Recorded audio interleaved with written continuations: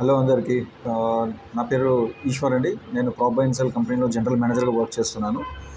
So ఏంటంటే నా personal laptop అనేది ఒకసారి టెక్నికల్లీ ఇష్యూ వచ్చింది, చాలా స్లో వర్క్ చేస్తుంది.